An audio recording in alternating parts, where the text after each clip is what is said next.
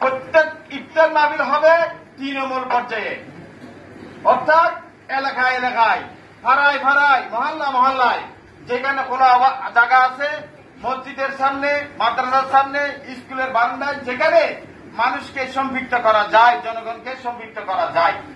ওনার উদ্দেশ্য হলো, আমরা যদি একটা উপজেলায় সেন্ট্রালি বড় ইফতার মাহফিল করি, তাহলে আপনারা এতজন লোক আমরা ওখানে নিতে পারবো? সবাই সম্পৃক্ত হতে পারবেন?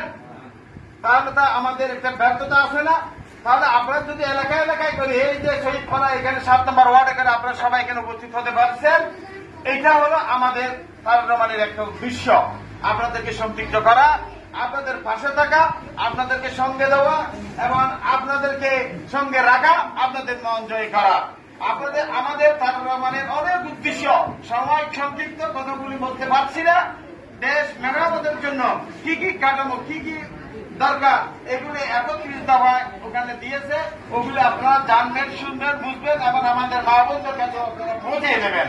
এটা হলো আমাদের দায়িত্ব। আমাদের ভারপ্রাপ্ত চেয়ারম্যান জনাব তারেক রহমান ওখানে শুধু বসে বসে দেশের জন্য চিন্তা করতেছেন।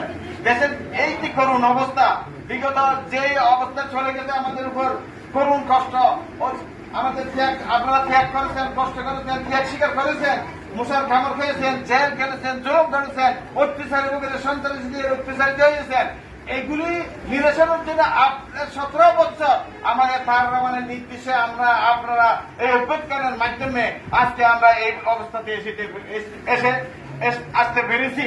এই জন্য আমরা সকলে আল্লাহর পাকের কাছে শুকরিয়া পালন করি, সবাই বলি আলহামদুলিল্লাহ।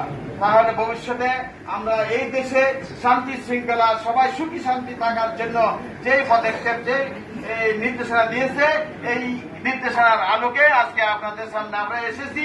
ভবিষ্যতে আমরা আসলে আপনাদের সামনে প্রত্যেক কিছু আমরা ব্যাখ্যা করে জানাবো। এখন সময় যখন সংক্ষিপ্ত, আমরা বেশি কিছু বলতে পারছি না বিদায় আমি আপনাদেরকে ক্ষমা চাইছি। আপনাদের ভবিষ্যতে আমরা আপনাদের পাশে থাকবো ইনশাআল্লাহ। আমরা আসে আপনাদের সকলকে আমাদের তারেক রহমানের কি উদ্দেশ্য, এই দেশকে কিভাবে সুন্দর করবে, গঠন করবে, আমাদের প্রত্যেকের কোনো অভাব থাকবে না, দেশে চাকরি হবে, শান্তি থাকবে, কোনো সন্ত্রাস থাকবে না, সবাই কাঁধে কাঁধ মিলিয়ে এই দেশ করবো। এই আলোচনা শেষ করে ব্যর্থ করে আমি আমার বক্তব্য এখানে শেষ করছি। বাংলা